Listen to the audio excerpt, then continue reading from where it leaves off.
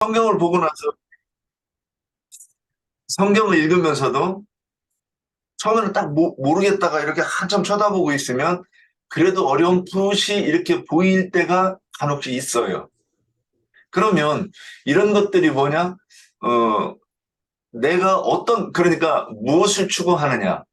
그러니까 영과 진리의 말씀이 내가 추구하고 그것을 위해서 세상에서 보기 좋은 것들. 그러니까 뭐 어떤 목사들의 그 설교라든가 그런 그 이 가르침들이 그것으로 우리를 넘어뜨리려고 하는 그 권세가 있을 것 같아요. 세 가지가. 그래서 우리는 믿는 자들은 어, 당연히 성령을 받았어. 이 성령을 받는 것도 이제 우리는 다 설명이 되겠지만 성령을 받는 게 무엇인가, 성령이 어떤 분인가 이것이 첫 번째는 알게 되고 그 다음에 정말로 그 성령이 내게 임하셔서 나에게 그 말씀하시고자 하는 하나님의 음성이 내게 들리면 내가 다른 것으로 인해서 그래서 어떤 독을 먹을지라도 어, 그 해를 받지 않는 그런 사람이 되는 것이 오늘 그 세상 권세에 대해서 어, 그 이기는 그런 권세자가 아닐까 이렇게 싶습니다. 예, 여기까지입니다. 네, 또 다른 형제 자매님들 의견 있으시면 얘기해 주십시오. 없으면은 그 욥기 34장을 같이 한번 보도록 하겠습니다. 이거 세상 기독교계에서는 굉장히 이거 가지고 얘기를 많이들 하죠. 그래서 뭐 세상 권세자들에게 복종하라고 얘기를 많이 합니다. 그런데 그 복종하는 이유를 갖다 정확하게 우리가 알아야 되겠죠. 이 38장 21절, 22절까지 읽겠습니다. 34장, 죄송합니다. 34장 21절에서 22절. 그는 사람의 길을 주목하시며 사람의 모든 걸음을 감찰하시나니 행악자는 숨을 만한 흑암이나 사망의 그늘이 없느니라. 제가 이거 잘못 기록했나?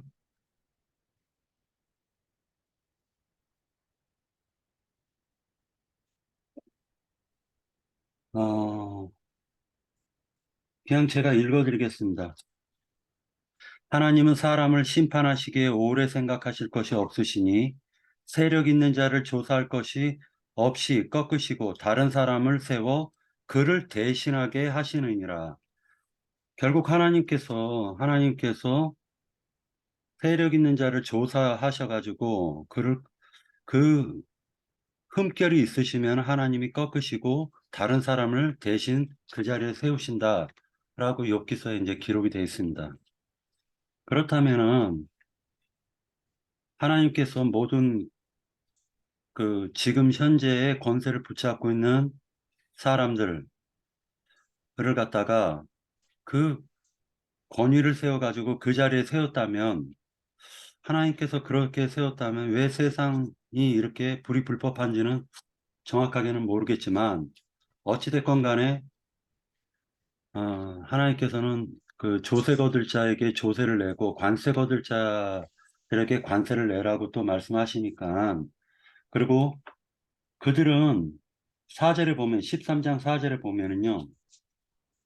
하나님의 사역자가 되어 내게 선을 베푸는 자니라. 그러나 네가 악을 행하거든 두려워하라. 그가 공연히 칼을 가지지 아니하였으니 곧 하나님의 사역자가 되어 악을 행하는 자에게 진노하심을 따라 보응하는 자니라. 해서 세상 권세를 갖다가 맡긴 자들을 하나님의 사역자라고 얘기하고 있습니다. 악인이건 의인이건 일단은 하나님의 사역자들이 있기 때문에 그들에게 순종하라고 지금 얘기하시는 것으로 보여집니다. 그런 반면에 또한 이런 말씀도 계십니다. 어, 계시록 13장에서 보면은 6절에 제가 읽겠습니다. 짐승이 입을 벌려 하나님을 향하여 비방하되 그의 이름과 그의 장막 곧 하늘에 사는 자들을 비방하더라.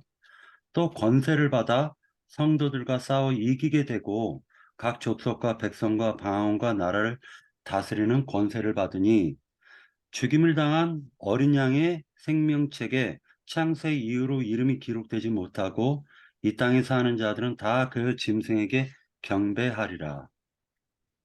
이렇게 말씀하고 계십니다. 그렇다면 하나님께서 그들에게 권세를 줘서 계시록 13장에서도 권세를 줘서 어,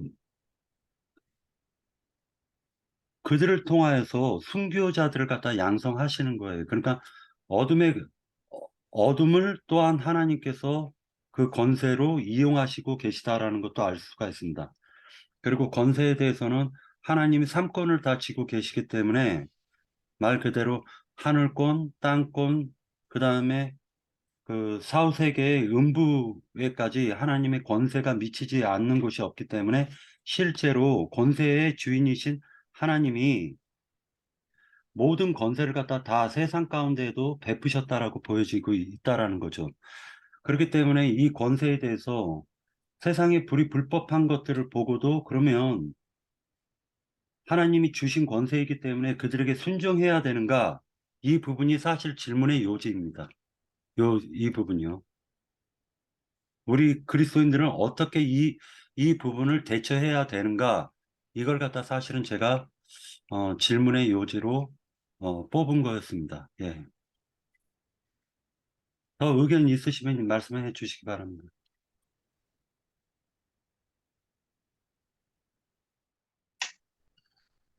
우리가 우리가 세상에 살면서 세상의 그 권세에 대해서 우리가 굴복하다기보다는 이게 우리가 양심을 따라 여기 말씀에도 보면은 양심을 따라 할 것이라 그랬어요. 이게 세상 권세도 이 하나님이 주신 거라고 했거든요. 세상 권세도 뭐 그 대통령도 다 하나님께서 내신 거고 이게 출애굽기 보면은 이렇게 바로도 주님이 쓰신다고 그랬거든요. 그 세상 권세지만 바로도 세상 권세잖아요. 이게 이스라엘 백성들을 압제하고 이제 고역을 시키고 그런 모든 것도 세상 권세도 또 세상 하나님이 주신 거고 바벨론 왕 뭐 느부갓네살이랑 그런 모든 하나님이 종으로 쓰셨다고 말씀하셨어요. 그런 것처럼 세상 권세도 하나님이 주신 거예요. 그들에게도. 그러니까 우리가 이 땅에서 그리스도인으로 살면서 세상 권세에게 우리가 굴복하다기보다는 음, 뭔가 우리가 이 몸을 입고 살기 때문에 세상 권세를 거스르면서 살 수는 없어요. 이게 밑에도 보면은 이 조세를 바칠 자에게 조세를 바치고 국세를 바칠 자에게 국세를 바치라고 그랬거든요. 그러니까 우리가 이 땅에서 먹고 쓰고 살면서 그 우리가 세상에서 이런 것을 이게 국세, 조세 그런 것들은 세상에서 받는 것이잖아요. 그렇기 때문에 우리가 그걸 안 내고 살 수 있어요. 그게는 우리가 순종을 해야 돼요. 이게 우리가 몸을 입고 살기 때문에 먹고 쓰고 입고 그런 것이 모든 것이 다 있잖아요. 그러니까 세상 권세도 하나님이 주신 것이니까 그게 우리가 순종을 해야 된다. 굴복하는 것이 아니라 예, 그런 것이 느껴졌고 여기 보면은 양심을 따라 하라고 그랬거든요. 양심을 따라. 이게 우리가 이 땅에 살면서 그 뭐 그 저기 그 신호도 지켜야 되고 이게 모든 것이 지킬 거 법이 많아요. 법이 엄청 많잖아요. 그리고 우리가 그 법을 거스르고 세상 법을 거스르고 살 수는 없잖아요. 다 지키고 살잖아요. 지금 몸을 가졌기 때문에 이 땅에 있기 때문에 그러니까 우리가 그들한테 굴복한다기는 좀 그렇지만 순종을 하면서 어, 살아야 되는 거 아닌가 사는 것이 아닌가 그게 합당한 우리가 그 믿음 생활하는 사람인데 합당한 이 생활이라고 봐요. 이게 여기에서 결론은 양심을 따라 하라고 한 것처럼 우리가 예, 그런 이제 구원은 하나님의 그리스도인이라고 하나님의 자녀라고 하지만 세상 모든 권세를 거스리며 살 수는 없어요. 예, 순종하면서 순종할 것은 순종하고 이게 예, 그렇게 살아야 될 것 같아요. 이게 주님도 그랬잖아요. 뭐 가이사의 것은 가이사에게 하나님 것은 하나님께 바치라 그 말씀하신 것처럼 예. 만약 그렇다면 우리가 세상을 살아가는 동안에 세상 권세와 세상 권세 맡은 자와 그리고 하늘의 권세를 갖다가 만약에 세상 권세 맡은 자가 하늘의 권세를 갖다가 회방했을 경우에 우리는 그렇다면 어떻게 해야 되는가? 이 부분도 한번 좀 논해봤으면 좋겠습니다. 자, 땅 권세와 하늘 권세가 충돌이 된다면 그때 우리는 어떻게 대처해야 되는가? 우리 하늘 권세 편에 서야 되겠죠. 당연히. 예. 근데 하나님의 자녀니까. 예. 대표적인 사례가 예수님께서 누가복음 12장 누가복음에 보면은 마가복음인가요? 제가 이걸 너무 많이 찾아놔가지고 이거 지금 헷갈리네요. 지금. 자, 누가복음 20장 한번 같이 읽도록 하겠습니다. 짧게 한 구절만 읽도록 하겠습니다. 4절이요. 요한의 세례가 하늘로부터냐 사람으로부터냐 그들이 서로 의논하여 이르되 만일 하늘로부터라 하면 어찌하여 그를 믿지 아니하였느냐 할 것이요 만일 사람으로부터라 하면 백성이 요한을 선지자로 인정하니 그들이 다 우리를 돌로 칠 것이라 하고 대답하되 어디로부터인지 알지 못하노라 하니 예수께서 이르시되 나도 무슨 권위로 이런 일을 하는지 너희에게 이르지 아니하리라 하시니라. 성전에서 예수님께서 그 많은 성도들, 그러니까 성전에 있는 백성들에게 하나님의 나라에 대한 복음을 갖다가 가르치고 있을 때 이들이 무슨 권위로 예수님이 무슨 권위로 이런 말을 하냐라고 질문했었을 때 예수님이 하신 말씀이에요. 그럴 때 당연히 우리는 양심을 따라서 하늘의 권위를 더 앞세워야 되겠죠. 그런데 만약에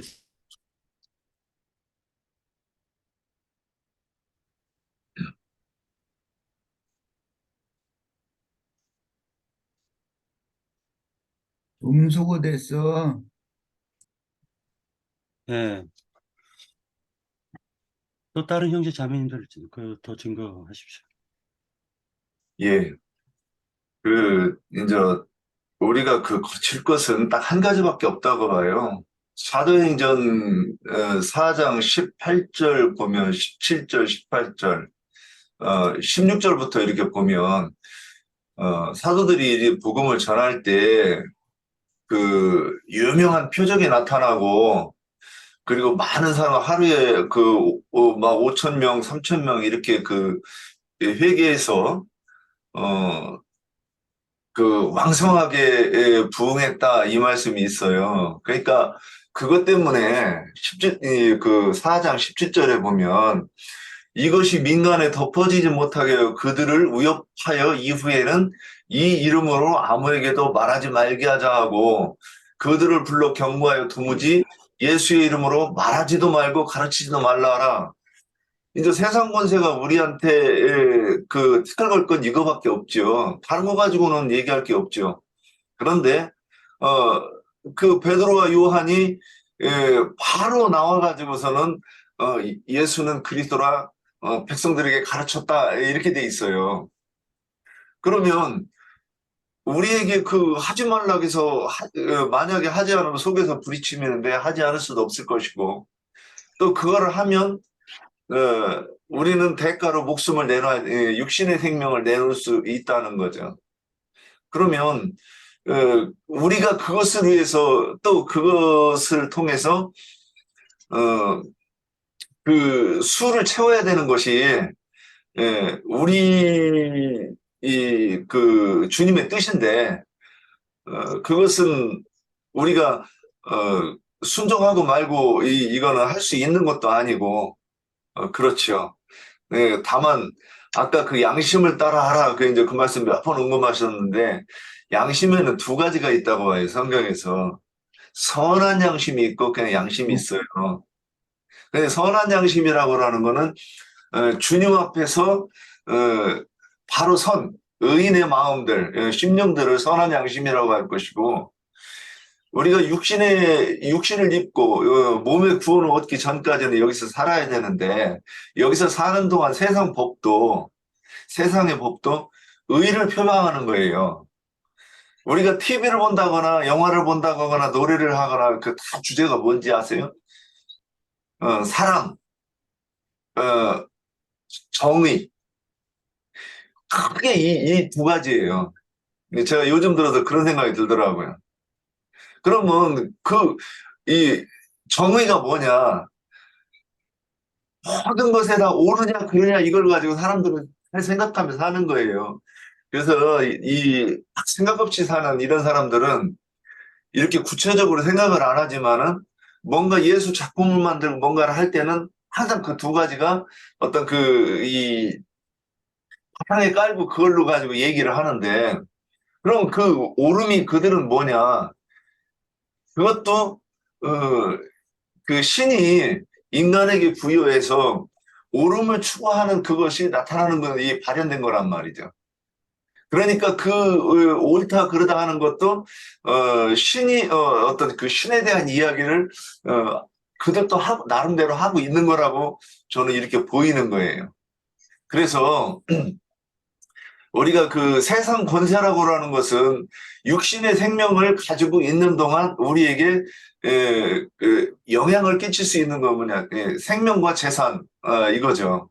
그래서 그것 가지고 권세를 부리는데 우리는 그 하늘나라 사람은 하나님의 말씀대로 하는 건데 그건 뭐냐? 세상 나라가 주와 그 그리스도의 나라가 되는 것이 우리의 사명이고 우리의 소원이고 우리 삶의 목적이 되면 우리는 세상 권세하고는 상관없는 사람들 아닐까 이렇게 싶습니다. 예, 여기까지입니다. 네. 증거하실 내용 있나요?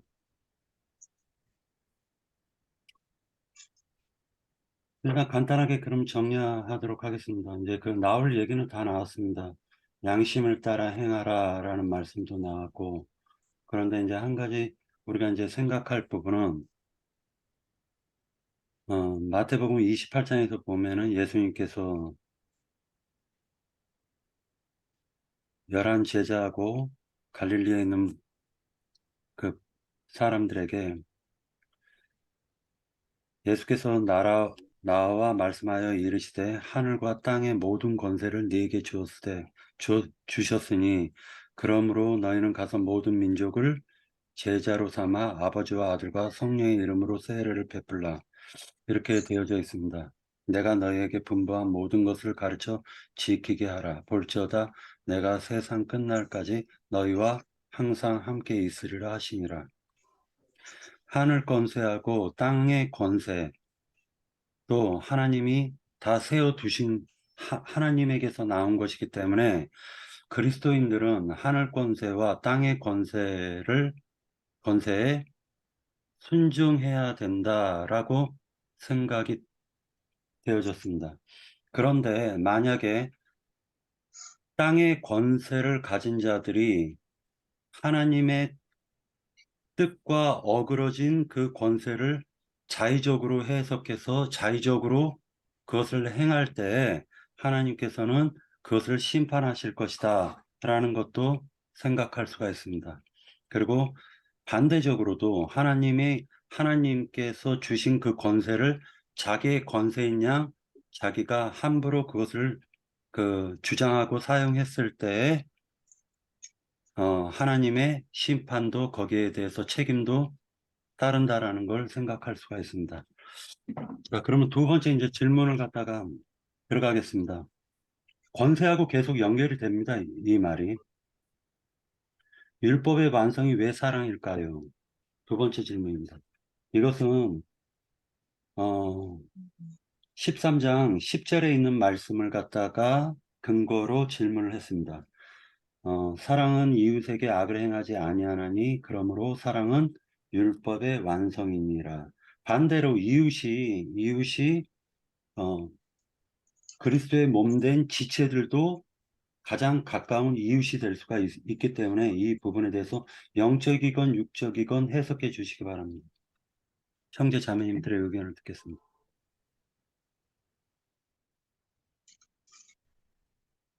예, 제가 먼저 하겠습니다. 이 율법의 완성이 왜 사랑일까? 그러면 이제 우리가 그 사랑으로 먼저 얘기해도 되겠지만 율법이 뭔가 그러면 율법은 성경에서 율법을 당연히 지켜야 됩니다. 그런데 어떻게 지키느냐가 문제죠. 그래서 이게 조문으로 보는 사람은 조문으로 지키는 것이고 그리스도의 율법으로 보이면 그리스도의 율법을 지키는 거죠. 그래서 성경에서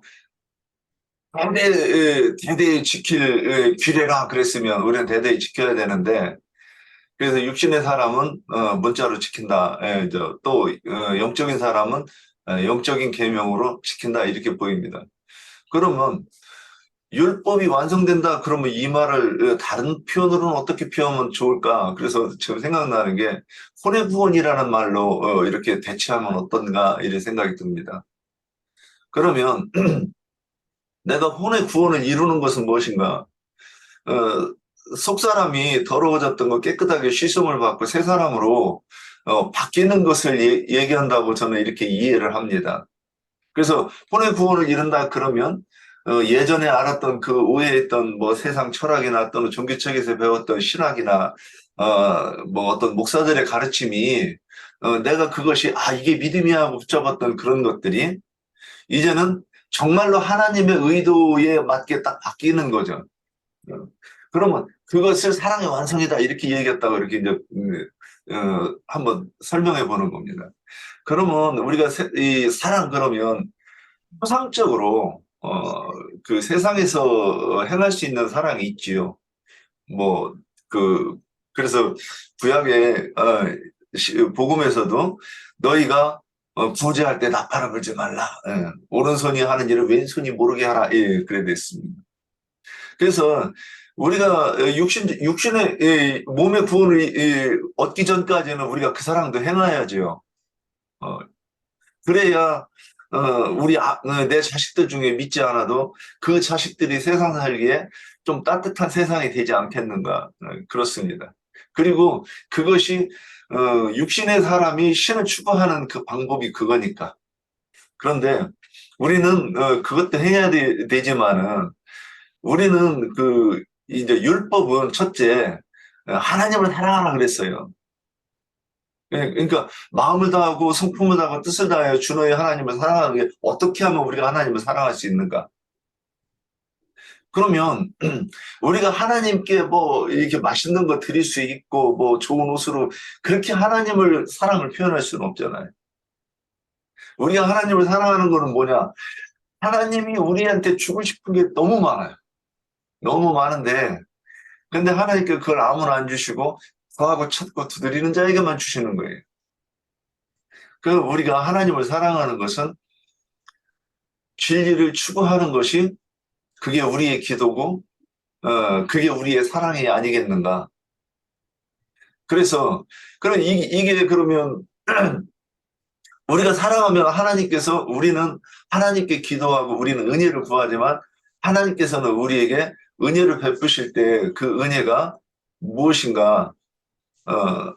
예수는 그리스도라 하시는 성경에 감추어진 하나님의 비밀, 예수 그리스도에 대해서 우리에게 알게 하시는 것이 하나님이 우리한테 주고 싶으신 거죠. 그래서 그걸 구하는 자에게 주는 것이니까 그러면 그것이 에, 진리를 추구하는 게 우리가 하나님을 사랑하는 것이고, 또 그러면 하나님께서 우리에게 그 진리를 공급하시죠.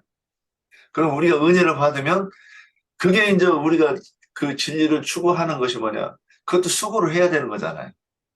어, 중직회도 참여해야 되고, 성경 읽기도 참여해야 되고, 또 내가 말씀을 묵상도 해야 되고, 그러니까 그게 세상에서 일해가지고 돈을 버는 것처럼 우리가 그 영적인 그 이 돈이 뭐냐? 하나님의 진리가 우리한테는 하나님 이 돈이 영적인 돈인 거죠.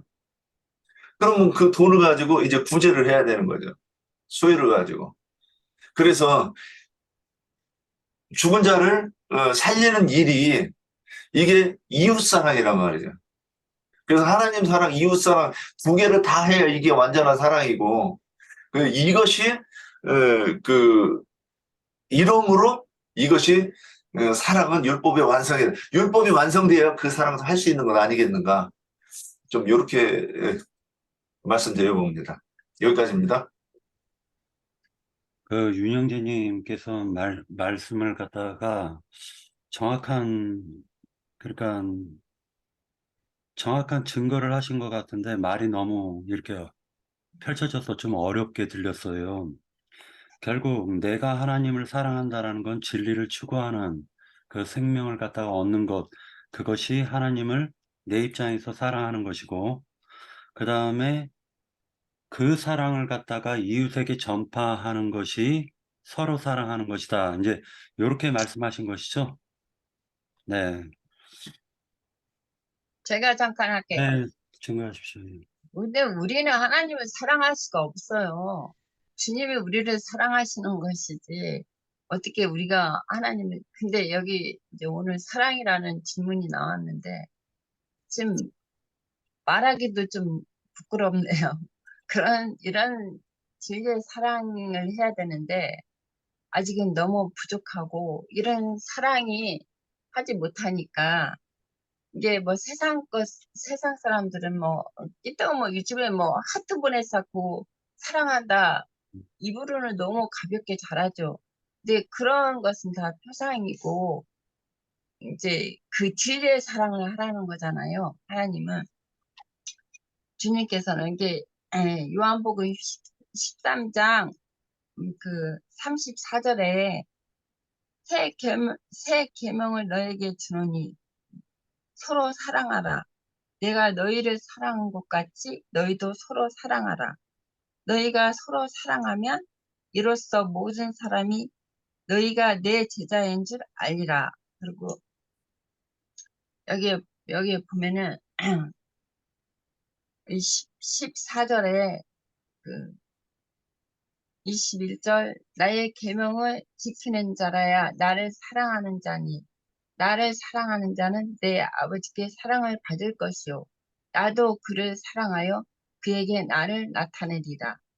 가룟 아닌 유다가 이르되 어찌하여 자기를 예, 우리에게 나타나시니까 세상에는 아니하려 하시나이까 그렇게 됐고요.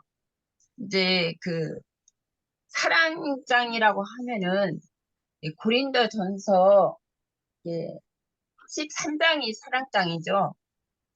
13장 고린도전서 13장에 보면은 이거를 다 막 읽을 수가 없고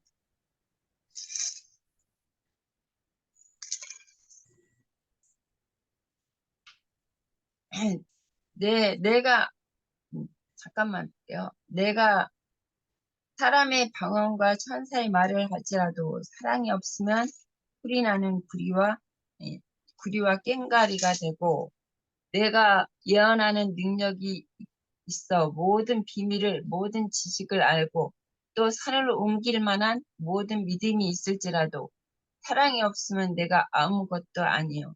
내게 있는 모든 것을 부재하고 내 몸을 불사르게 내둘지라도 사랑이 없으면 내게 아무 유익이 없느니라. 사랑은 오래 참고 사랑은 온유하며 시기하지 아니하며 사랑은 자랑하지 아니하며 교만하지 아니하며 무례히 행하지 아니하고 자기의 유익을 구하지 아니하며 성내지 아니하며 악한 것을 생각하지 아니하며 불의를 기뻐하지 아니하며 진리와 함께 기뻐하고 모든 것을 참으며 모든 것을 믿으며 모든 것을 바라며 모든 것을 견디느니라. 사랑은 언제까지 떨어지지 아니하되 예언도 패하고 방언도 그치고 지식도 패하리라. 우리는 부분적으로 알고 부분적으로 예언하니 온전한 것이 올 때는 부분적으로 하던 것이 패하리라. 내가 어렸을 때는 말하는 것이 어린아이 같고 깨닫는 것이 어린아이가 같고 생각하는 것이 어린아이가 같다가 장성한 사람이 되어서 어린아이 일을 버렸노라. 우리가 지금은 거울로 보는 것 같이 희미하나 그때는 얼굴과 얼굴을 대하여 볼 것이요. 지금은 내가 부분적으로 아나 모든 그에게는 주께서 나를 아신 것 같이 내가 온전히 알리라. 그런즉 믿음, 소망, 사랑 이 세 가지는 항상 있을 것인데 그 중에 제일은 사랑이라 그렇게 말씀하셨잖아요. 이게 그리스도의 진리의 사랑을 말하는 거죠. 여기서는 이게 세상 사랑이 아니라 근데 이 사랑은 이게 장성한 분량이 된 사람만이 어느 정도 이 사랑을 할 수가 있는 것 같아요. 이게 어린아이가 생명이 어리고 좀 지식이 부족하면은 진리의 지식이 부족하면은 이런 사랑을 할 수가 없죠. 장성한 자가 돼야 이런 사랑을 할 수가 있고 요한일서 한번 볼게요. 또 요한일서 4장 7절 한번 사랑하는 자들아 우리가 서로 사랑하자. 사랑은 하나님께 속한 것이니 사랑하는 자마다 하나님께로부터 나서 하나님을 알고 사랑하지 않는 자는 하나님을 알지 못하나니 이는 하나님은 사랑이심이라. 하나님의 사랑이 우리에게 이렇게 나타난 바 되었으니 하나님이 자기 독생자를 세상에 보내심은 그로 말미암아 우리를 살리려 하심이라. 사랑은 여기 있으니 우리가 하나님을 사랑한 것이 아니요 하나님이 우리를 사랑하사 우리 죄를 속하기 위하여 화목 제물로 그 아들을 보내셨습니다. 사랑하는 자들아 하나님이 이같이 우리를 사랑하셨은즉 우리가 서로 사랑하는 것이 마땅하니라. 어느 때나 하나님을 본 사람이 없을 때 만일 우리가 서로 사랑하면 하나님이 우리 안에 거하시고 그의 사랑이 우리 안에 온전히 이루어지느니라. 그는 성령을 우리에게 주심으로 우리가 그 안에 거하고 그가 우리 안에 거하는 줄을 아느니라. 여기서 뭐 다 보면은 요한 있어도 사랑이라는 말씀을 많이 하셨는데 이게 좀 이제 정리하시죠. 여기까지 할게요. 제가 조금 말대꾸 좀 할게요. 애자자매님 시작하실 때, 제가 논쟁하는 거를 안 하려고 해도 이렇게 스타일이 좀 말만 하면 논쟁하는 것처럼 보여가지고 저도 좀 그렇긴 해요. 우리는 사랑할 수 없지요. 그렇게 말하시면 성경의 많은 부분을 지워야 되지 않는가 이 생각 때문에 아니, 마음을 다하고, 신명기 6장 5절, 마음을 다하고, 뜻을 다하고, 힘을 다하여, 내 하나님 여호와를 사랑하라. 이 말씀이, 이제 성경에 딱 있어요. 근데 이 사랑하라, 이런 말이, 다른 데서는 공경하라. 또 다른 말로는 섬기라. 이런 말이 비슷한 의미일 거예요. 그런데 우리는 하나님을 사랑한다고라는 게 제가 아까 조금 더 이렇게 요 부분 언급할까 그랬었는데 우리가 여기 중재패 이렇게 참여하고 그러니까 어떤 경우에는 좀 쉬었으면 좋겠다 이렇게 생각이 들 때도 드라마 보고 싶은데도 여기 와서 앉아있는 사람 이게 하나님을 사랑하는 거죠. 이게 성경에서는 이걸 하나님을 사랑하는 거라고 하는 거예요. 그 다음에 또 내가 이 말씀 이게 무슨 뜻일까 하고 머릿속에 궁금해하고 이렇게 궁금해하면 무슨 유익이 있느냐면 어떤 그 평상시에는 이게 잘 안 들리는 그 나영재님께서 이렇게 강론하셔 가만히 들어보면 제가 요즘 그런 생각을 많이 해요. 어떤 한 줄을 이해하는데도 어떤 사람한테는 너무나 많은 시간이 소요돼야 되는 그런 문장도 있고, 근데 우리는 오래 있다가 보니까 그 말씀 쫙 하는데 그게 굉장히 심오한 말씀인데도 우리는 쭉 이렇게 대충 이렇게 들으면서 이게 이해가 되는 거예요. 그대로 다시 뱉을 수는 없어도. 그건 뭐냐? 우리가 그만큼 여기 와서 시간을 들여서 계속 말씀을 들었기 때문에 이런 일이 오늘날 생기는 거예요. 이게 뭐냐? 우리가 하나님을 사랑한 거예요.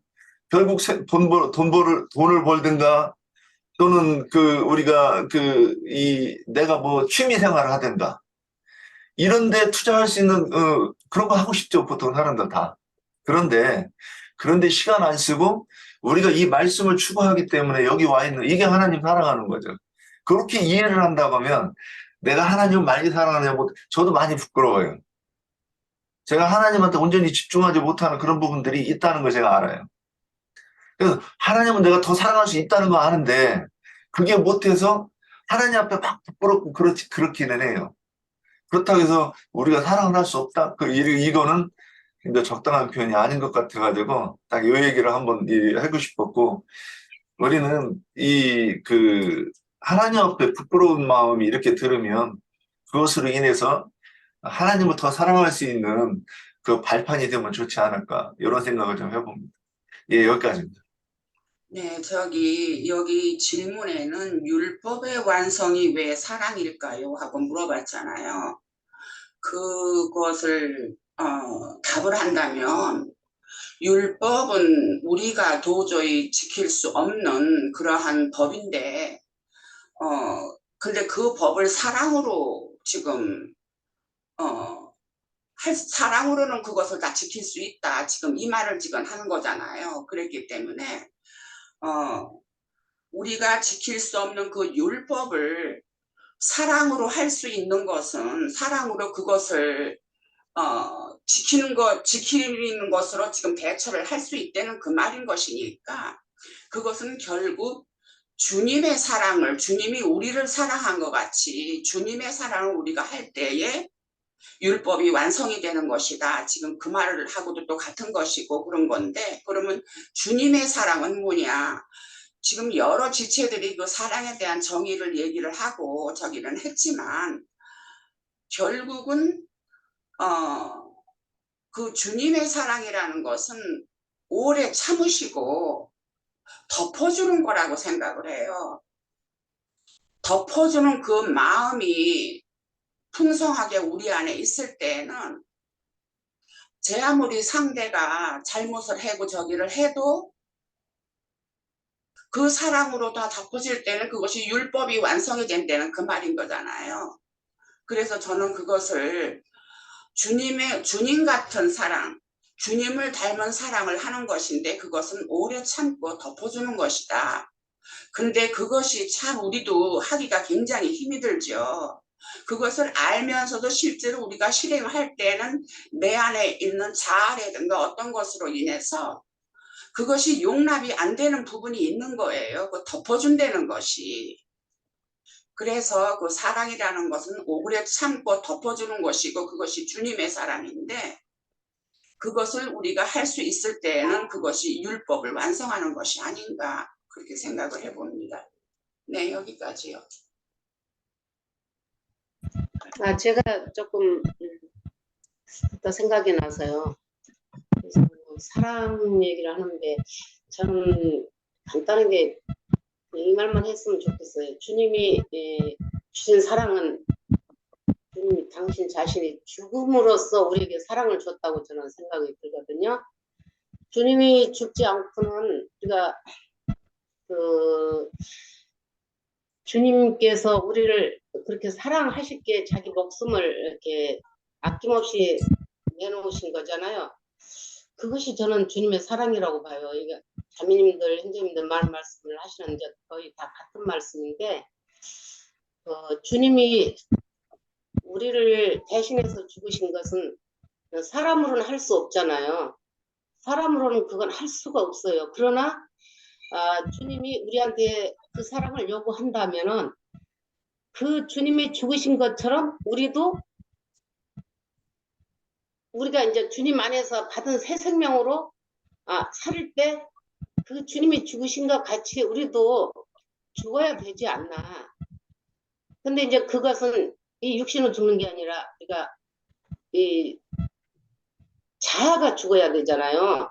그런 것이 있을 때는 우리가 이런 교통 가운데서도 어떤 것이 걸리면 바로 이건 이렇게 했습니다 하면서 이제 변론이 나오잖아요. 근데 이제 그런 변론 갖고 그런 변론이 있으면서 계속 사랑한다는 게 저는 아까 조금 무의미한 느낌이 들었어요. 어떤 형제가 어떤 말 할지라도 그 방면에서 주님 그 사랑을 말하는 거 아닌가. 다 여러 지체들이 이렇게 다 그렇게 해서 이제 공동체를 이뤄가는 것인데 주님 자신이 죽었던 것처럼 우리 자신이 죽지 않고는 아무도 받을 수가 없어요. 그러면 받지를 못하는데 어떻게 사랑이 나가겠어요, 형제 안에서도.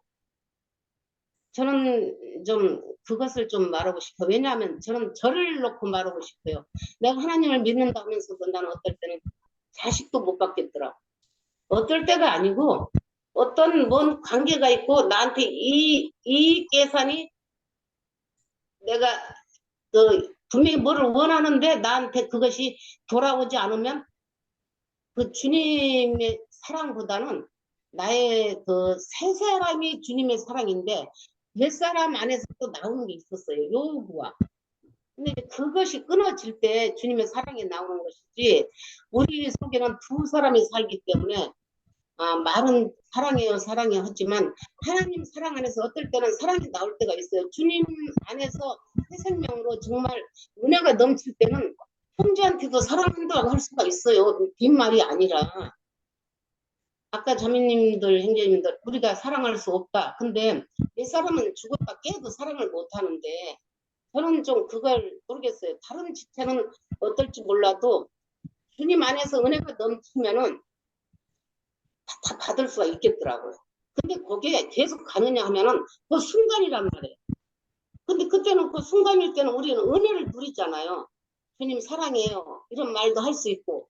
그러나 그게 영원한 것이 아니잖아요. 우리가 이렇게 살면서 육을 입고 가기 때문에 어떤 면에서는 한쪽에서는 그게 계속 자라고 해서 이제 어른 성숙해서 어른까지 노년까지 갈 때는 그때는 참 어린 사랑으로 사랑을 했구나 했지만은 나이가 먹어서 이제 정말 성숙한 사랑이 올 때는 옛사람의 사랑이 아니라 주님 안에서 진리의 사랑으로 그 사랑이 어느 복음을 전할 때도 주님이 나 대신에 죽었기 때문에 나도 이 사람을 얻으려면 나 자신이 다 이렇게 정말 다 내 옛사람은 죽은 상태에서 그 사람을 하나 얻기 위해서는 주님의 사랑으로 좀 좀 전해줘야 되지 않나. 그래서 그 영을 얻는 것이 저는 사랑이라고 봐요. 그래서 그 사랑만이 참이 아닌가 좀 그래서 말이 좀 어둔하지만 좀 이렇게 좀 전해봤어요. 여기까지요. 네. 아니, 내가 잠깐 한 것도요, 어떤 변론을 하려고 한 것이 아니라, 그 윤영재님이 그렇게 받아들이는데, 나도 옛사람은 처리되고, 우리 속사람이 장성한 사람이 돼야만이 이런 사랑을 좀 할 수 있다. 진리의 사랑을 말한 것이지, 그걸 좀 오해해서 받은 것 같아요. 오해한 게 아니고요.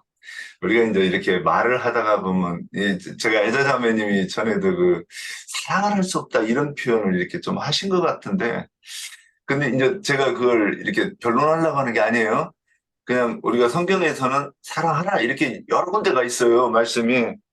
그러면, 성경에 딱 이렇게 제시가 되어 있는데, 그거를, 읽기는 읽지만, 사랑할 수 없다 그러면 하나님의 말씀을 반박하는 게 되지 않나, 이 생각이, 들어서 이렇게 말씀을 아까 이제 이렇게 했는데, 말이 좀 길었어요, 제가.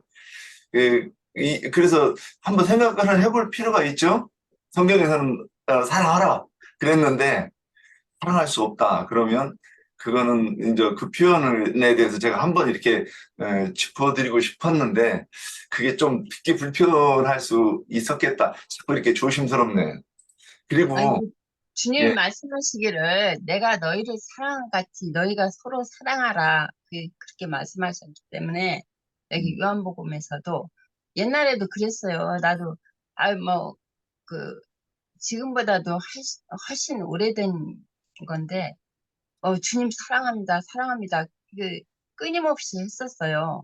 근데 나중에 알고 보니까 정말 입에 발린 소리지 그게 진적으로 내가 내 자신을 돌이켜보면 정말 진리를 알고 나서 이런 말씀을 진짜 깊이 알고 나서는 이게 사랑합니다, 사랑합니다는 진짜 내가 이게 주님을 사랑해서 사랑합니다인가 정말 이런 주님의 어떤 요구를 하시면 내가 예, 그런 사랑으로 할 수 있는가 내 자신을 돌아봤어요. 근데 그게 함부로 든 게 사랑합니다, 사랑합니다. 그때는 그 당시에는 정말 사랑하는 마음에서 사랑합니다 했어요. 했는데 나중에 이게 돌이키고 나서 보니까 이게 함부로 사랑합니다, 사랑합니다 할 수가 없던 거더라고요. 이게 내가 형제를 사랑하는 것이 바로 주님을 사랑하는 것이죠. 형제를 사랑하는 것이. 이게 지체들을 사랑하는 것이 주님을 사랑하는 것이에요. 그거를 나중에 알게 됐어요. 그렇기 때문에 내가 주님을 사랑합니다, 사랑합니다 하면서 형제를 사랑하지 않아요. 지체를 사랑하지 않아요. 그거는 이게 주님을 사랑하는 것이 아니더라고요. 말로만 주님 사랑합니다 했지만 지체를 사랑하지 않고 어떻게 주님한테 사랑합니다, 사랑합니다. 그걸 나중에 깨달았다고요. 이 지체를 사랑하는 것이 주님을 사랑하는 것이다. 그걸. 저기 제가 로마서 13장 그 8절, 9절, 10절 아까 제가 이 본문 그냥 안 하고 이제 제가 이렇게 이 다른 쪽에서 이렇게 쭉 했는데 여기서도 이렇게 보면 자 사랑의 비디에는 아무한테도 빚을 지지 말고 남을 사랑하는 자는 율법을 다 이뤘다 이렇게 딱 정리가 돼요. 근데 이제 9절에서 보면 간음하지 말라, 살인하지 말라, 부질하지 말라, 탐내지 말라 한 것과 그 위에 다른 계명이 있을지라도 내 이웃을 내 자신과 같이 사랑하라 하신 그 말씀 가운데 다 들었다 그랬어요.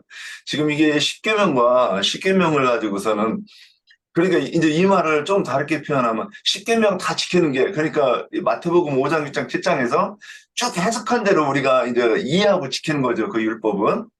그렇게 지키는 것이 결국에는 그 부분적으로 이렇게 얘기했을지라도 그것이 이 사랑에 다 포함되어 있어 이렇게 얘기하는 거니까 우리가 좀 예를 들어서 좀 정리를 명확하게 안 하고 뭐 형제들의 좀 흠결을 내가 좀 덮어준다 또는 내가 용납하기 힘든 내가 손해를 감수해가면서 이 용납해준다 그런 개념이 아니라 율법을 이 그 십계명 그러니까 이제 11개 이 계명이면 613개 조항의 그 항목을 다 대표해 가지고 다 얘기하는 거라고 우리가 이제 배운 것 같은데 그러면 그 모든 것을 딱 두 마디로 표현한다고 하면 하나님 사랑, 이웃 사랑이고 한마디로 표현하면 사랑이다 이렇게 표현하는 걸로 저는 이렇게 이해를 했거든요. 그래서 하여튼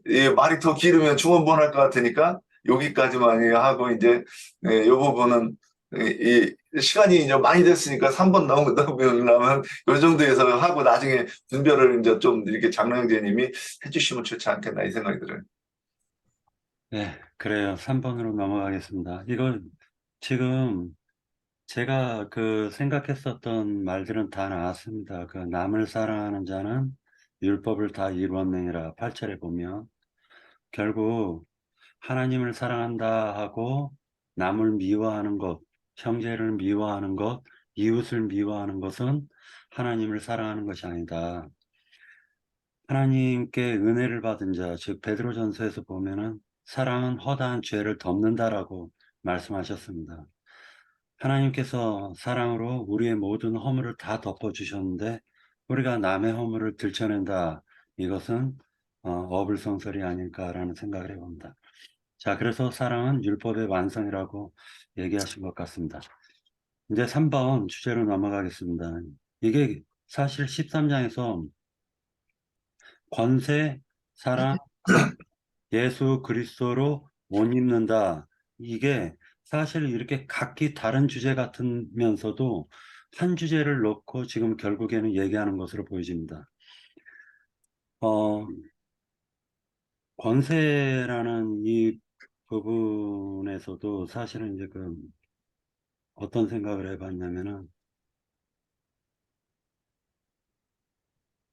자, 일단은 그러면 3번 주제로 일단 넘어가고요. 주 예수 그리스도로 옷 입는다는 것은 무엇일까? 이 부분에 대해서 좀 형제 자매님들의 의견을 듣겠습니다.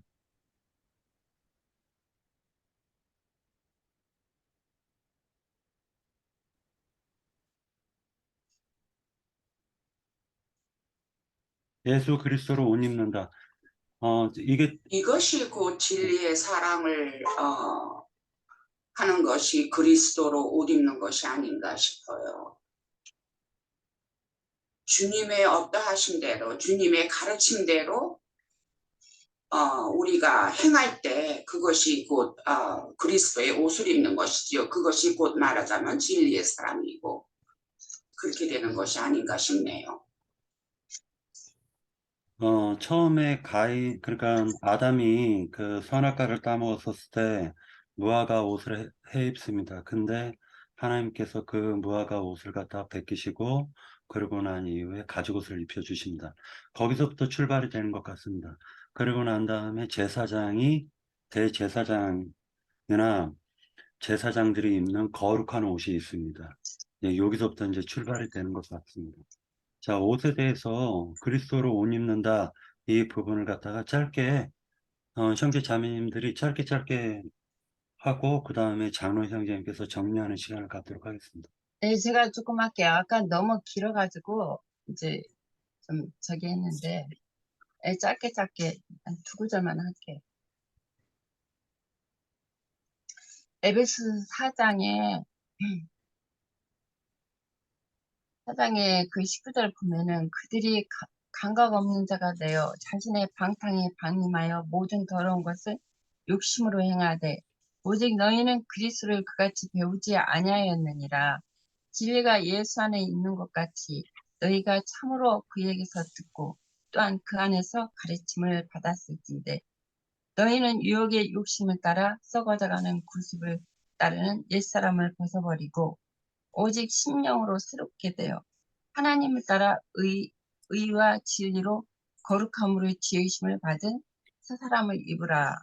여기 말씀처럼 유혹의 욕심을 따라 썩어져가는 구습을 벗어버리고 그 옛사람에 속한 것이죠.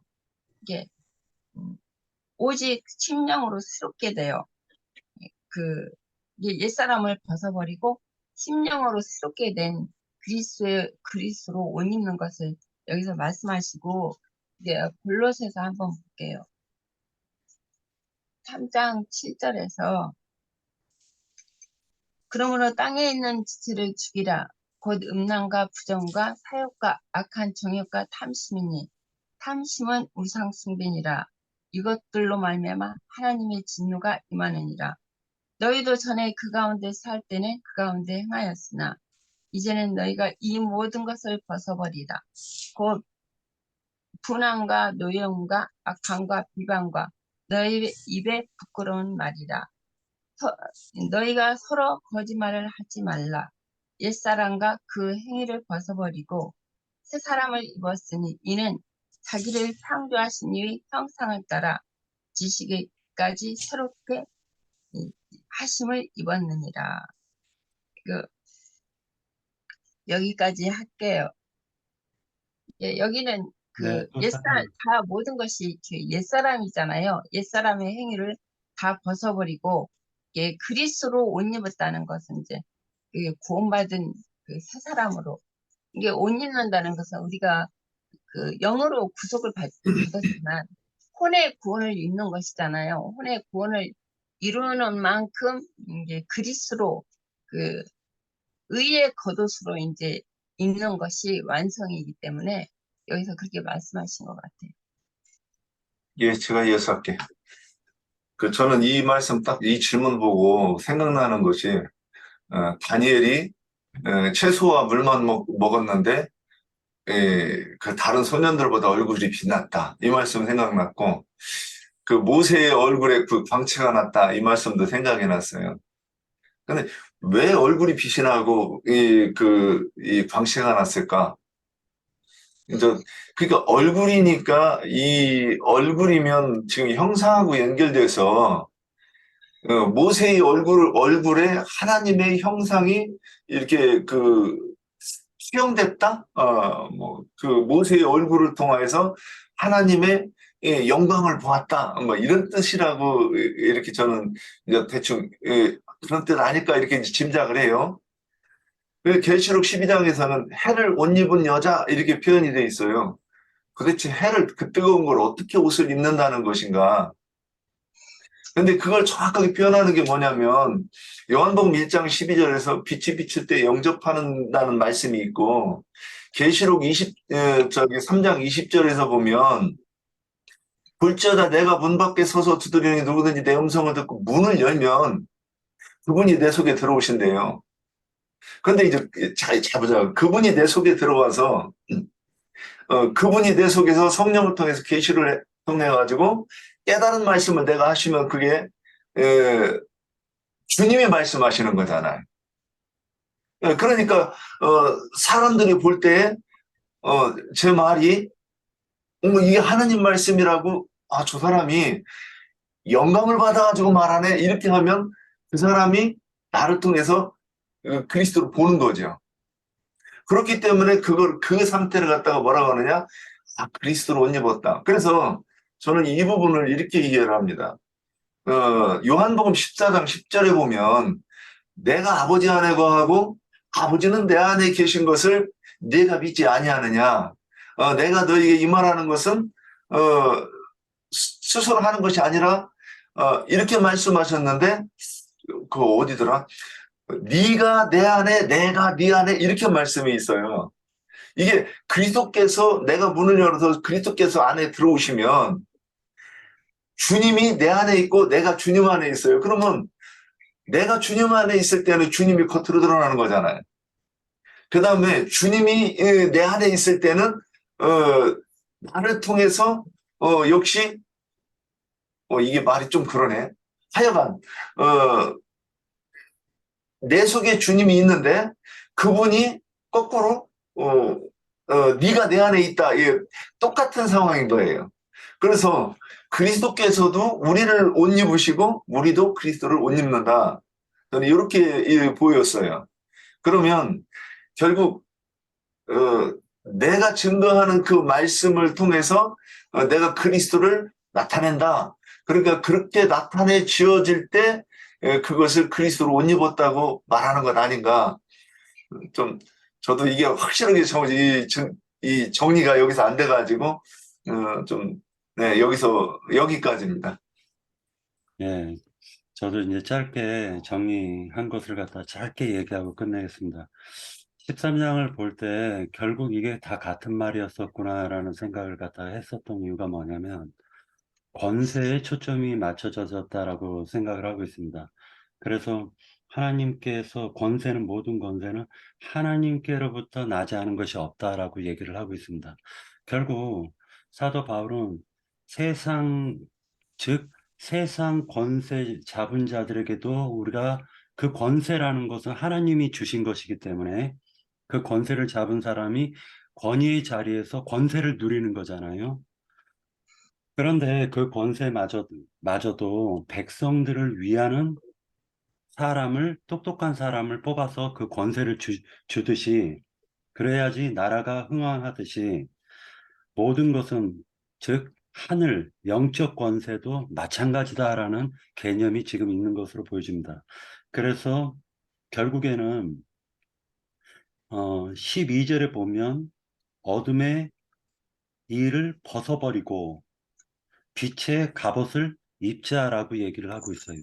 그 앞에는 뭐라 얘기했냐면 사랑은 율법의 완성이고 남을 사랑하는 것은 율법을 다 이루었다.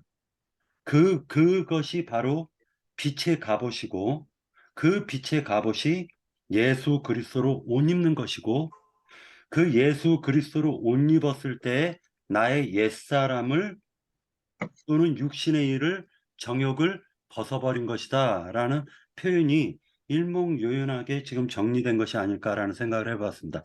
두 번째로는 바로의 권세가 있었습니다. 그러나 축복은 야곱이 영적 권세자인 야곱이 바로를 축복해 줬습니다. 그러니까 결국에는 세상 권세가 크다 할지라도 하늘 권세에 비할 수가 없다라는 것이죠. 여기까지 하고 장로 형제님께서 이 모든 것을 좀 정리 좀 해주십시오. 우리가 두서없이 얘기했는데.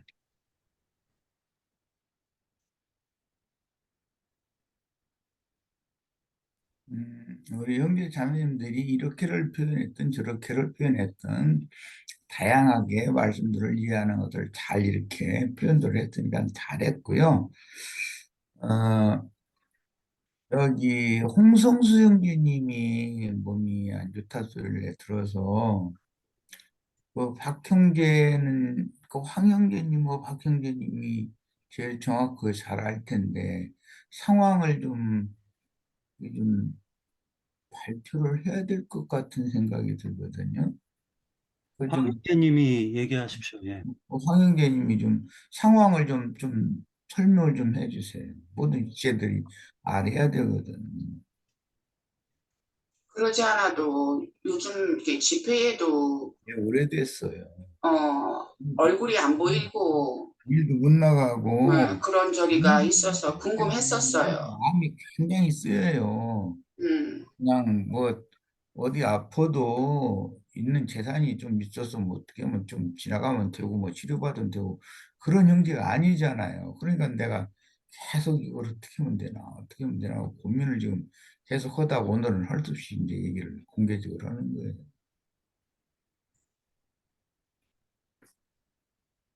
안녕하세요.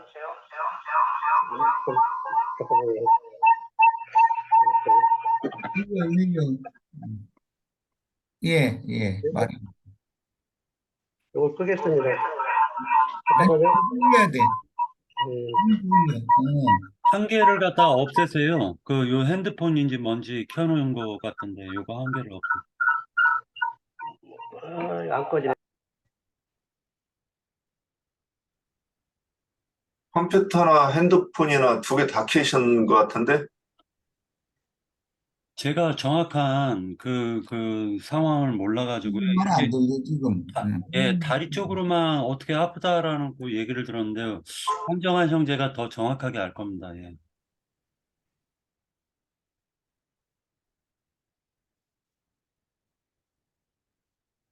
저기 잘 안 되면 황영재 아니요. 돼? 네, 네, 되면은 됐어요. 오케이. 지금 현재는, 일을 하는 상태니까요. 이렇게 아프시지만 일을 하는 상태고요. 홍성수 형제님께서는, 좀 뭐라 해야 되나. 저는 그렇습니다. 근데 오늘도 이야기를 했는데요. 말씀 안에서는 이제 입고 싶은데, 아직까지, 뭐라 해야 되나, 남한테 좀 간섭받는 거 있지 않습니까? 그런 거를 조금 이렇게 불편해 하시고, 하지만, 그것을 지금 우리 현재 지금 많이 이렇게, 저와 이렇게 교통을 하면서 많이 이렇게 나아진 상태고, 지금 현재 몸 상태는 좀 계속 그렇게 한의원에서 이제 치료를 받는 상태고, 그러면서 그러니까 하루에 이제 하나씩 이제 간신히 하는 상태예요. 오늘도 일을 하셨고요. 뭐 너무 그게 크게 걱정은 안 하셔도 되는데, 이제 제일 중요한 거는 저는 신앙 문제예요, 신앙 문제. 신앙 문제가, 그 형님이 순종적으로 이렇게 가야 되는데, 아직 이게, 저도 이제 이렇게 섣불리 뭐 얘기하고 싶 때는 아닌 것 같은데요. 그것은 일단 그 신학의 그 길을 그러니까 장로 형제님께서 한번 이렇게 잡아주셔야 되는 그러한 마음이 와요, 저는 솔직히. 그러니까 그리고 그 전에 듣기로는 그 부인되는 분하고도 이렇게 엇갈리는 그러한 상황이 아닌가 하는 것으로 들은 적이 있어요. 신앙 안에서. 그렇죠. 이제 신앙 안에서 이제 형수님이 이제 조그만 교회를 다니시는데